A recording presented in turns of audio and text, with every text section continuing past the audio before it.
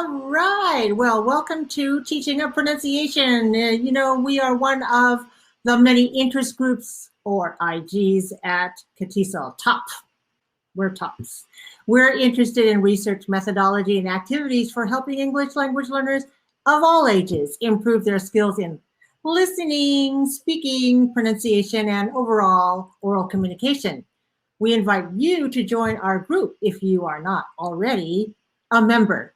I'm Marsha Chan, the co-founder and co-coordinator of Topic, and I devoted over 3 decades of my academic career to Mission College in Santa Clara, California. I offer over 2,000 free videos on my YouTube channel as Pronunciation Doctor, and some useful learning materials at my company, Sunburst Media, one of the sponsors of this conference.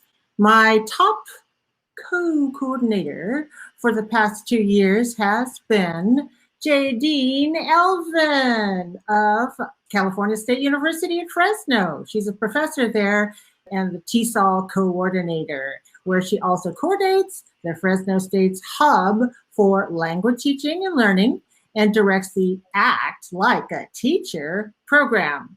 In addition to training pre-service teachers in teacher performance and classroom management using acting techniques. Our top assistant coordinator is Randy Reitmeyer, a continuing lecturer and the acting director of the English for Multilingual Students program at the University of California in Santa Barbara.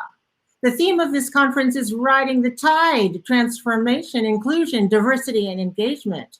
Our presentation aims to provide educators with a demonstration of activities that are designed to engage students of diverse cultural and linguistic backgrounds. The activities foster inclusive participation and are intended to help transform learners into better listeners and speakers.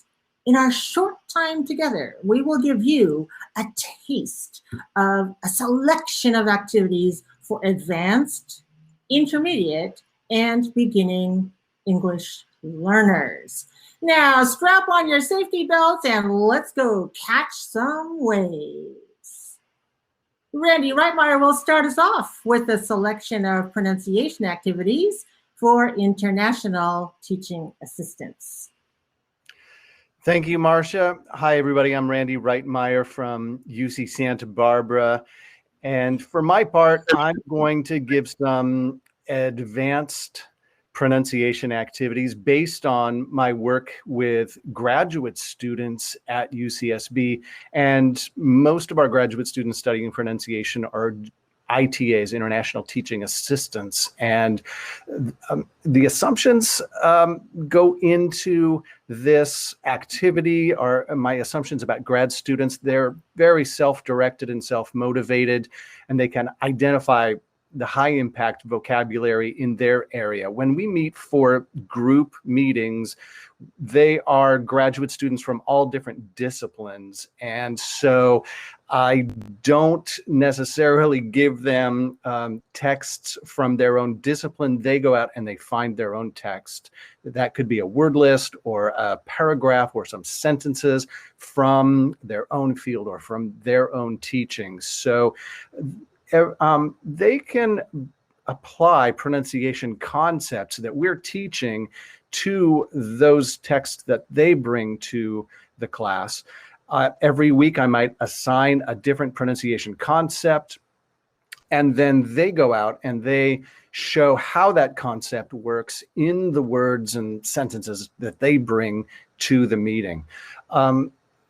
The grad students are really serious about this course. The stakes are high. Their teaching assistantship depends on it, which means their financial support. So they want fast results and they want more challenge. So they bring a lot to these group meetings. And in the next few slides, what I'm going to show you are some examples of the assignments that they've created for themselves using their own texts and marking them up in various ways. And Marsha, next slide, please. Okay, so for activity one, this is actually the background for the group activity. The assignment that they have to do is identify challenging words from their own area. They have to look up the word pronunciations or the stress patterns, depending on what emphasis we're doing that week. They have to create their own text or find their own example text, maybe by going to Wikipedia and looking up topics in their field. Marsha, next slide, please. So the first example, this is one of my students. The assignment was rhythm. And after creating a word list with challenging words, then for each word on his list, he created an example sentence. So here the word was equilibrium. And the example sentence is marked up with every stressed syllable highlighted and underlined in red ink. And then, because we were studying rhythm groups, he identified a group that was based on each stressed syllable. And, so we might tap or we might clap as we go through these example sentences. The entanglement with the radiated waves will then violate the equilibrium of the thermal system. So we would try to smooth out the rhythm of those taps and those claps. Next slide, please. For my next example, we were studying emphatic stress or contrastive stress. And so this student found a sentence and typed the sentence first in the regular way, and then underneath that, his own marked up version of that sentence. In this case, we were studying thought groups. And so he used the slash mark to divide the sentence into thought groups, every group centering around one key word. So the key word is bold-faced. That marked the end of a thought group or the focus of a thought group. And in addition to that, he used yellow highlighting to show how two opposite words were in contrast with each other. And we're going to use intonation to highlight those contrasts. So semiconductor devices can display a range of useful properties, such as passing current more easily in one direction than the other, showing variable resistance and sensitivity to light or heat. Next slide, please.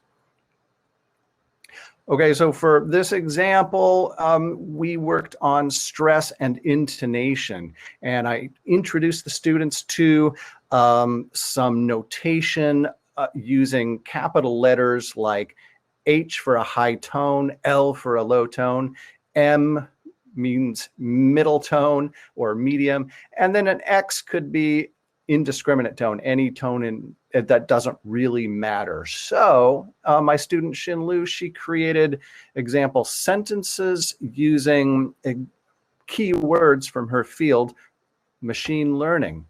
And after the keyword, she found the stress pattern and she marked that using the notation. XXHL means machine learning with a high and low at the end of that phrase.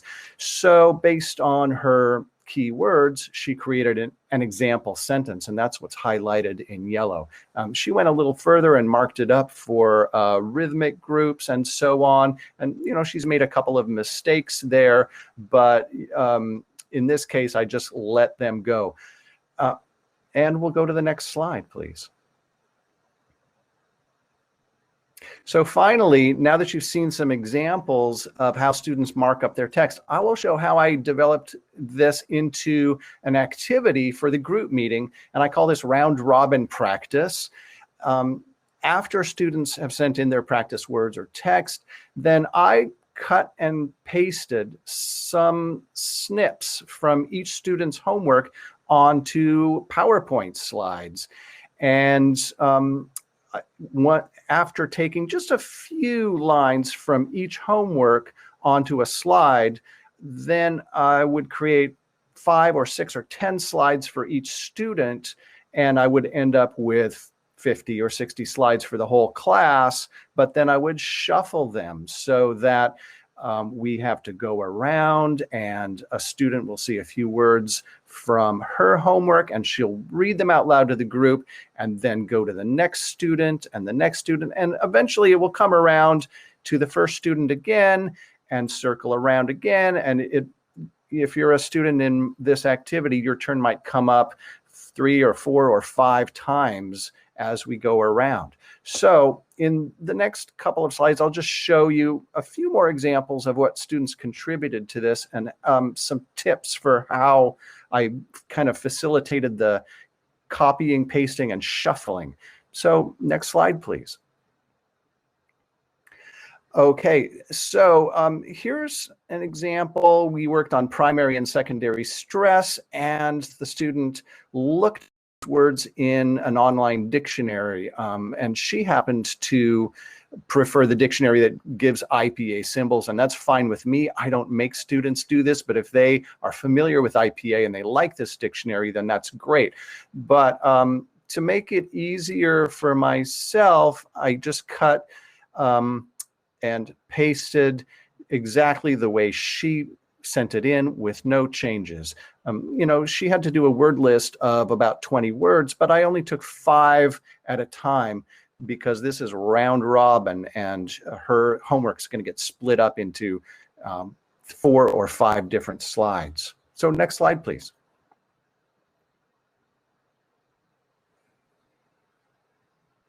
Great. So for another group meeting, the emphasis was on intonation. And once again, we've got primary and secondary stress, but we've also got the H and L and other capital letters to indicate different tones.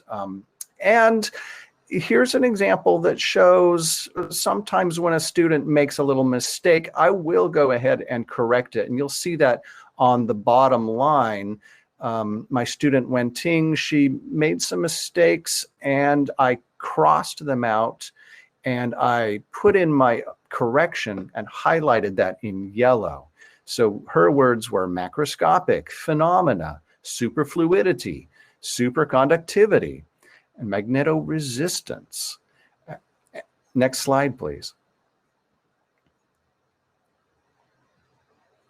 Okay, and so for this final example, my student Monsij was working on full vowels and reduced vowels. I don't tell students how they should mark this up. I just let them do it in whatever way they like. And Monsij really wanted to use a lot of color. So my tip for everybody doing this is rather than copy and paste in the regular way that you would do for text, take a screenshot and then just paste an image onto a PowerPoint slide. That's what I did for this particular slide. His words were Rosenberg generator, ampacity, amplitude, autocorrelation, discrete time Fourier transform, and those were his words in the round robin activity. Next slide, please. Okay, so the last activity, what you'll see are of one-on-one sessions when I worked on students, and we recorded our Zoom sessions. I asked the students permission, can I share their video clips with teachers at this conference? And they said, yes, go for it. So what you'll see in each video clip, how students marked up their own text, and how they explained to me what they had done. And then you'll hear them read through their own text and maybe my comments to them. This gives you an example of the flexibility and freedom that I gave them when they're marking up their own text, but also how they applied their own creativity to marking up their own keywords and own sentences using the concepts that we focused on in the lesson. The following introduces the basic concepts of classical mechanics. For simplicity, it often models real-world objects as point particles, objects with negligible size. The motion of a point particle is characterized by a small number of parameters: its position, mass, and the forces applied to it. Each of these parameters is discussed in turn. Okay, well, the grammar is perfect. I would only suggest that you also try to use more contractions. For example, you could try to rewrite that and repronounce that as I've. And yeah, you're exactly doing it right with do not changing to don't. I recommend that as well. This contraction with have is difficult for me. Well, maybe just try saying it as quickly as you can. I've put. That sounds perfect. I've put considerable effort in my study of physics. I think it's better. I think that's an improvement. Okay, great. So before you begin to read, can you tell me what's going on in number 1? You have 2 highlighted words. What are the issues there? Oh, I just highlight the words with the pronunciation I need to care about, like the y and n. Okay, so in the word measurements, we've got the combination of NTS. So that's an issue of final N, right? Yeah. Okay. What about in reinforced? What's the issue there? The same thing? It's the reinforced. It's the N after the N. Okay. Let me also suggest you've got the word range. Okay. And then you've also got the word observations. Yeah. And evidence.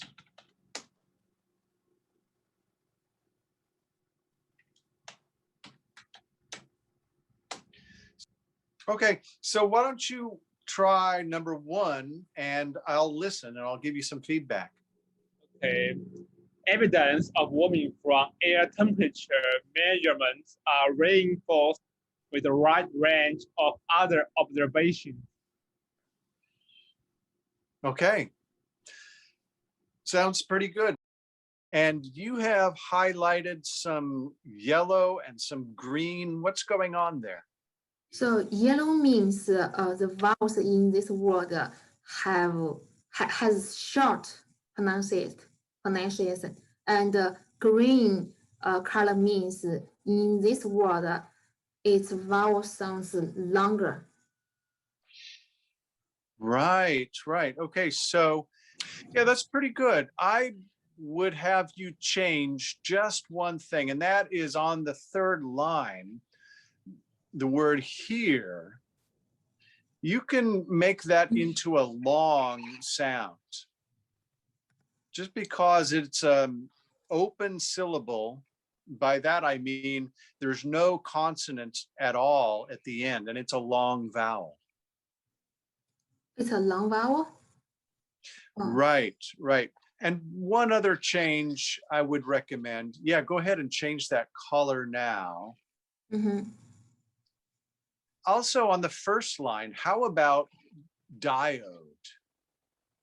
A diode? Diode should be a long word.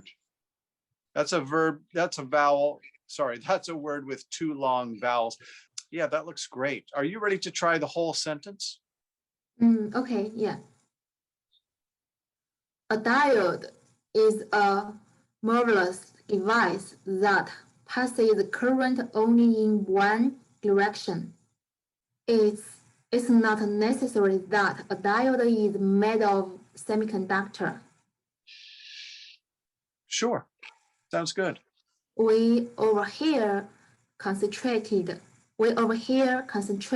about semiconductor diode alone.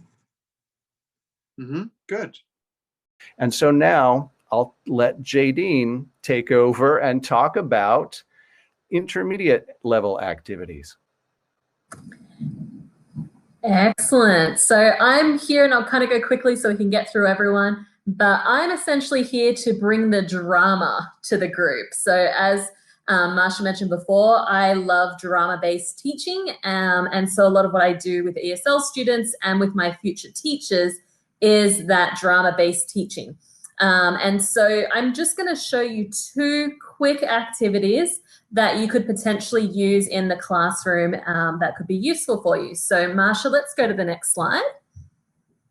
So the first one that I'm going to introduce to you conveniently is called Introduce Your Partner in Character. So this is actually an icebreaker that you can use at the beginning just to set the tone of the class and what you're going to be expecting from them. You want to make sure the group's going to be on the right wavelength with you. So for me, when I'm, for example, doing teacher training, I'm telling them this is a drama course. So right from day one in those icebreakers, we're doing some drama things. And it really helps develop that group cohesion. You know, they start to feel a little bit more comfortable with each other, but with me and with each other as well. And so it's a great starting point just to get everyone comfy is basically what I feel about that. So let's go to the next slide. So this one in particular is a fun icebreaker that helps students to get to know each other, but they're also practicing their speaking skills and their dramatic skills, so to speak. So it's very similar to your typical let's interview a partner and find out some facts, but there's a twist to it. So what we do is I pair the students up and I ask them to answer some simple get to know you questions. And you can choose whatever questions that you want. I just choose some very simple ones that everyone can answer. And so once they've had a little bit of time to talk to each other and get those answers, when I bring them all back as a class, I actually have the students introduce their partner to the rest of the class, and then I tell them that there's a catch to it.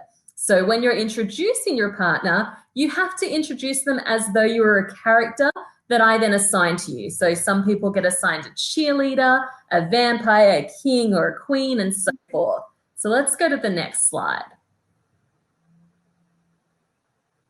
Okay, so what I put up here, again, I'm going to just go through those quickly because I want you to see a demonstration, but later on you can check these instructions for yourself. But what you would normally do, as I said, is start with that pairing and providing them with a handout, especially for lower level ESL students. Having that handout and allowing them to write down the answers will help them out a lot. They have a script to follow. For more advanced groups, I'm just like, have at it, and you have to remember this information. For my teacher trainers, it's the same thing. They just have their talk and then they come back. So some sample questions that I've used is, what is your favorite color? What's your favorite food? You could go anywhere in the world. Where would you go? And so forth. Again, depending on the level of students, you can allow them as much or as a little time as they need. So I typically say 5 to 10 minutes. In more advanced groups and my teacher training groups, we allow them probably 2 to 3 is enough for that. So let's go to the next slide. So once they've had that time and you bring them back, you explain to them that how they're going to be introducing their partner to the class and the catch as well. One thing to make this easier for you is that you assign the characters before class, or you have those prepared. You want to choose ones that are easy to act out, ones that you know your students will actually know as well. So we don't want to, I used to do an auctioneer, and so for ESL students, that became a little bit too difficult. So again, you want to go appropriate to the level. And so depending on the size of the class, you can assign individually, or when we've run this with a workshop of 50 people, we ended up assigning it by month as well. And so we just said, okay, those born in January are queens, February are vampires, and so on and so forth.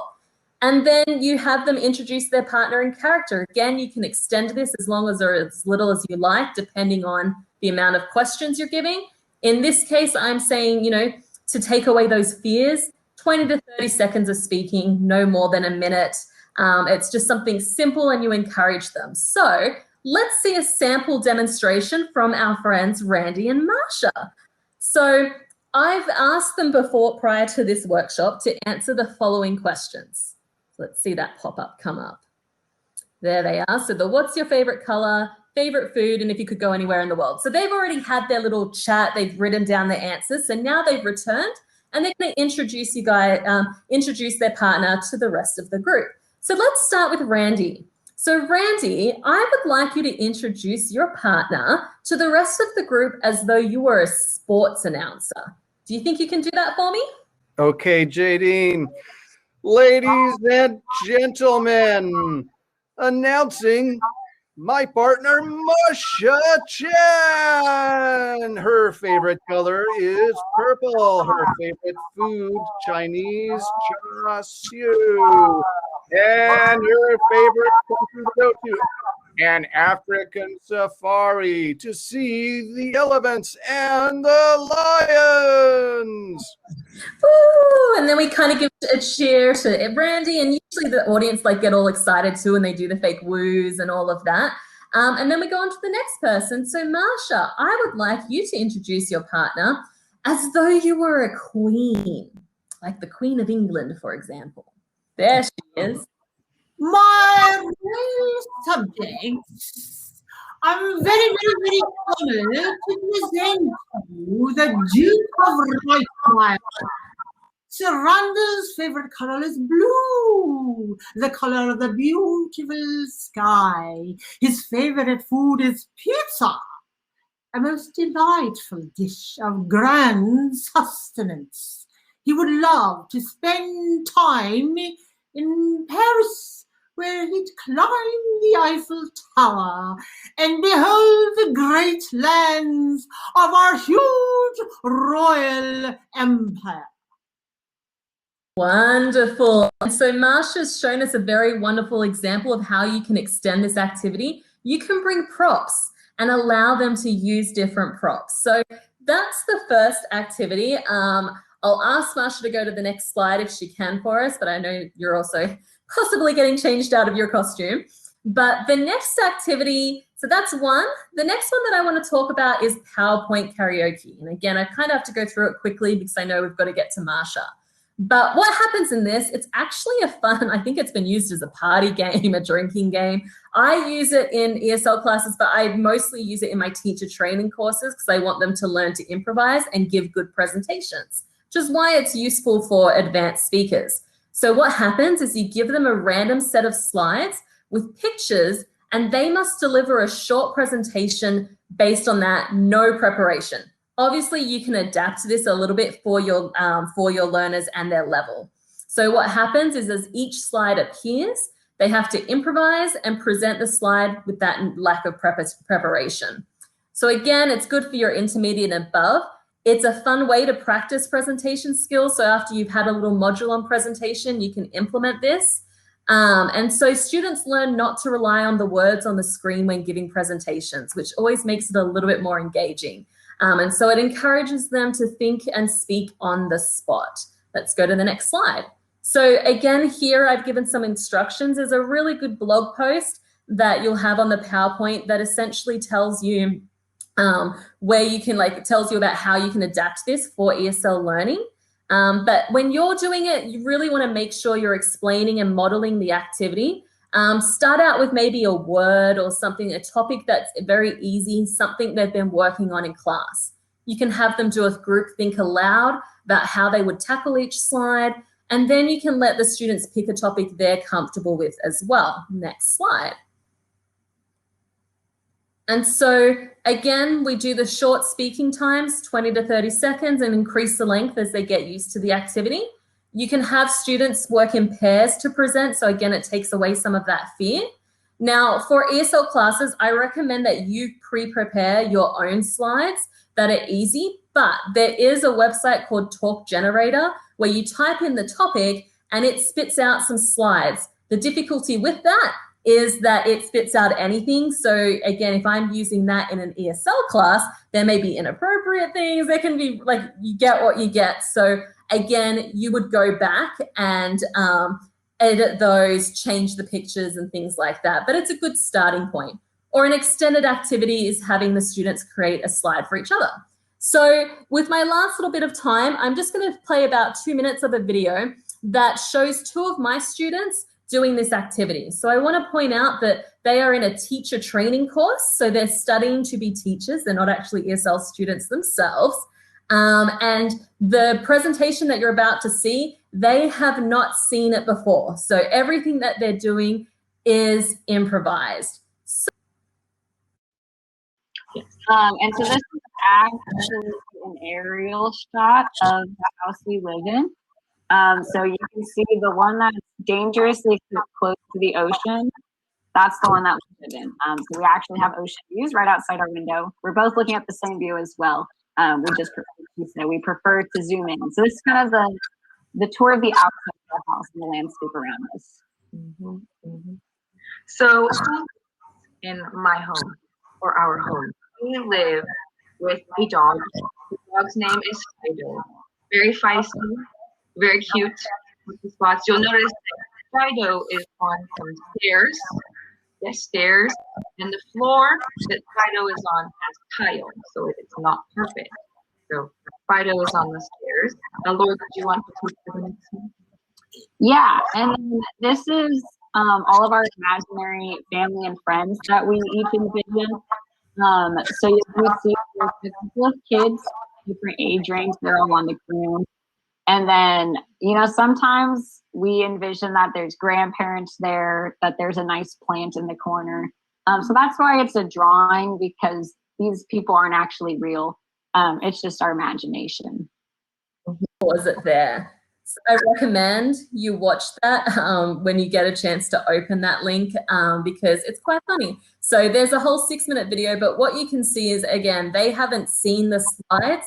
They're just going off whatever comes to their head. And even when that happened, I didn't necessarily say to present as though you're a teacher. It was just one of the reactions of one of the students was like, I'm going to go teacher mode and teach them about stairs. This is the stairs. And so forth. So that's a little bit from me. Happy to answer questions about that later, but let's have some time for Marsha. Okay, all right. Now, some of you may think that those activities were a little bit high level for your students. So I'm going to tell you about teaching using total physical response, which probably you already know about. It's TPR, total physical response. It's especially helpful for beginning to intermediate ESL students of all ages, actually. And you know that through TPR, students develop understanding of words, sounds, and syntax by listening, by observing, and by acting before speaking and writing. TPR connects body movement with language retention, and it's a way to solidify and demonstrate comprehension. I'll show you how you can add a pronunciation twist to TPR instruction. Now, you know about prepositions, right? So prepositional phrases of location are often taught through pictures such as these. This one from the English for Childcare book shows the position of a ball in relation to a box. So the ball is on the box, in the box, under it, over it, in front of it, next to it, behind it, and so on. So you can expand upon these two-dimensional static image type with realia in the classroom and in front of your camera. So you can have your students bring certain objects. You can ask them or assign them to bring specific objects to class, or you can provide it depending on how big your class is or how much stuff you want to carry around with you. If you wish, you can choose minimal pairs, such as these items. What do you see here? A ball, a bowl, a cup, a cap, a pan, a fan, a pill, and a peel. Those are some minimal pairs, right? Now, depending on the level of your students, just the language level, the speed, and the number of repetitions. Now for this demo, because you know I've got some kind of advanced learners in here, some ringers, Jadine and Randy. So I'll kind of do this in a more minimalist way, and Jadine and Randy will be my students. So Jadine and Randy, please listen and follow my directions. Have you got all your objects with you? Yeah? Okay, so we've got what things like a ball and a bowl, right? We've got a cap and we've got a cup. We've got a fan and a pan. And what else do we have? We have a pill and a peel. All right, good. So put the ball and the bowl on the table in front of you. Put the peel on the ball. Put the peel on the ball. Now you may have a banana peel or an orange peel or some other kind of a peel, right? Put the peel in the bowl. All right, my pill is in the bowl. Now take the bowl, the ball, the pill, and the peel off the table. And let's see, what should we try next? Let's try working with the pan. Okay, let's see. Put the pan, the fan, the cap, and the cup on the table in front of you. Now pick up the fan and put the fan under the cap. Put the fan under the cap. Show us. Oh, fan under the fan under the cap. Okay, good. Now pick up the cup. Put the cup next to the pan. The pan, the cup. The cup is next to the pan.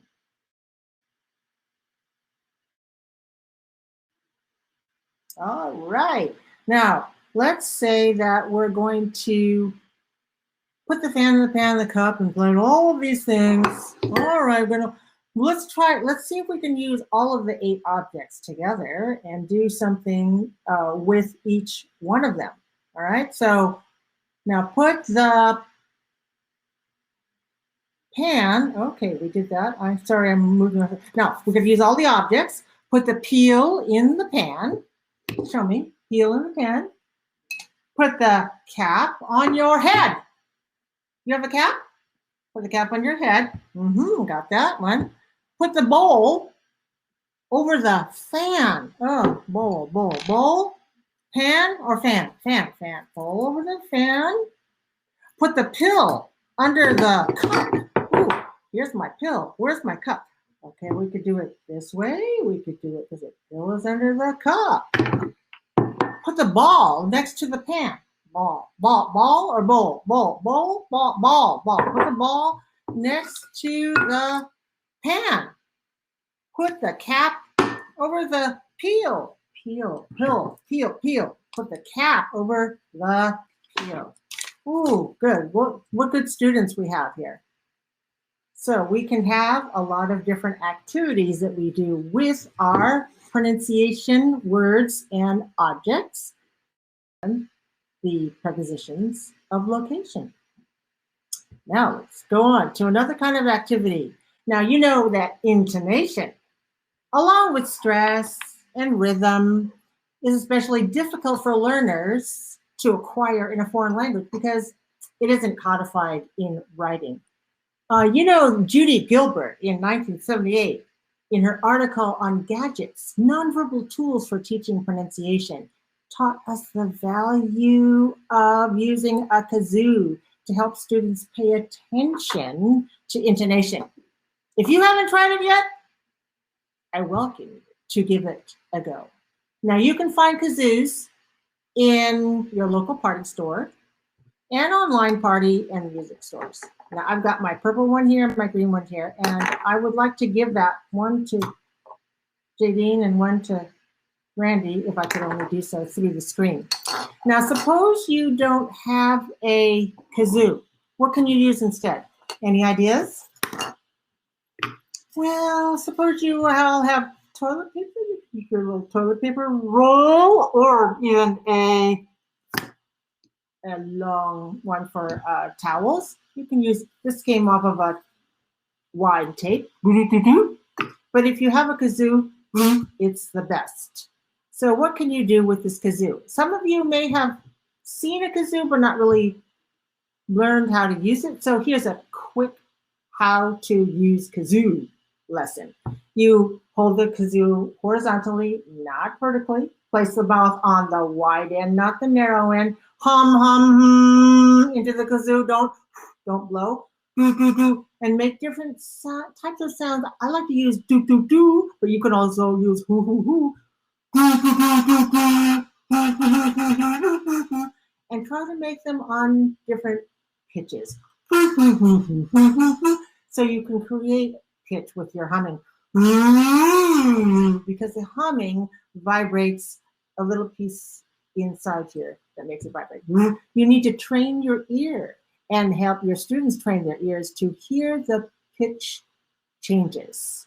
So depending on the level of your students, you will adjust the language complexity and the speed and the number of repetitions. And for my students, Randy and Jadine, I'll do this more quickly. Randy and Jadine, my students, are you ready to listen? All right, so we're going to do music pitch contours that you're going to hear by kazoo. So this example you can use with some little cues like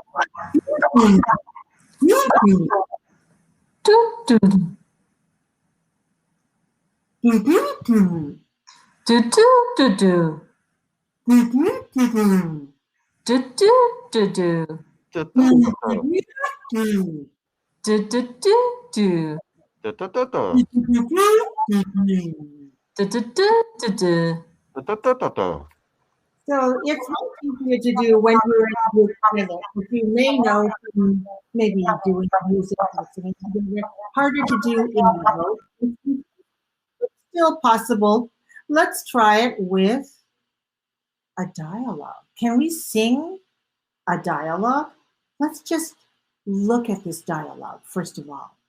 If we look at only in the intonation like this, it may be hard to follow. If we put it together with words, maybe we'll get it even better. So like let's try my green one. We've met before.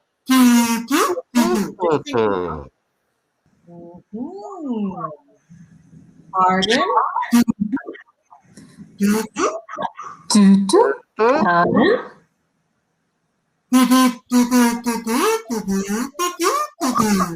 I met you at the conference a year ago.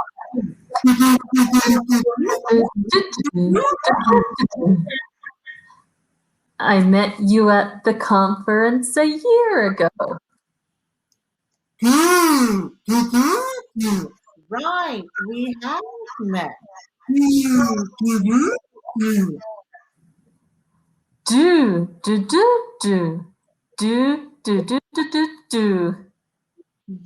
look familiar too.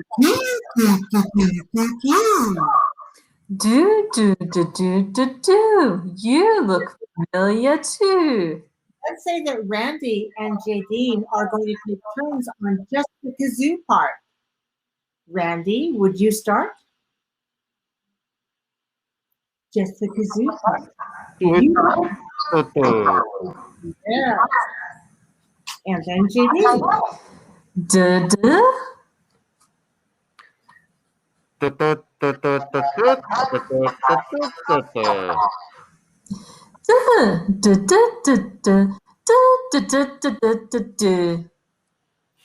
Ooh, okay, so we can do quite a lot with a kazoo, but here I'd like to show you an example where students who all have kazoos. We can also use the kazoo, the sound of the language without the actual music. So how do we do that? We'll go back to the list. We practice with clapping. We practice with rubber bands. And now we're going to work on pitch change. To emphasize pitch change, high, low, high, low, high, low, pitch change on the same words, we could do it like this. English, English, English, English, English, English, English. Good. Now we also do instructor, instructor, instructor, instructor, instructor. All right, very nice, okay? Curriculum, curriculum. All right, in the interest of time, I'm going to stop there, but when you come back to it from the handout that we have and the slides, you're welcome to watch. We can also use the kazoo to emphasize the sound of. I'd like to give you an opportunity to give us your comments and questions. And here's a way for you to contact us through our email afterwards. And we're waiting you now. Mm-hmm. Sorry. There's still a little bit of a delay, but I want to point out that it's now 4 o'clock, but there is a question that someone wrote. So I can read the question. It says, I assume that after listening part of TPR, where the students listening and follow the instructions, you have the students give the instructions, right? Much you can do with TPR. And so one of the things is for the listening and acting. Another is for repeating or creating the model sentences that you give them. And another is for them to work with each other to give commands that they know about and that their fellow students can then perform with or without oral language. Thank you for that question. Amy's comment that goes to all three of us. Thank you. We enjoy that. But yeah, just a reminder, Marsha has uploaded the slides so that you guys can access that if you need, and that has all of the links and in some of the videos and things like that from today. There are ways for you to be able to see more of what we started showing you. And we thank you very much for your in viewing. And this would be a great time to remind everybody to sign up for KTSOL's top interest group. Teachers of Pronunciation is top. So sign up for the top IG if you're not already on the list. Great, thanks for that reminder. All right, thanks very much, and I hope the rest of the conference goes very well for you.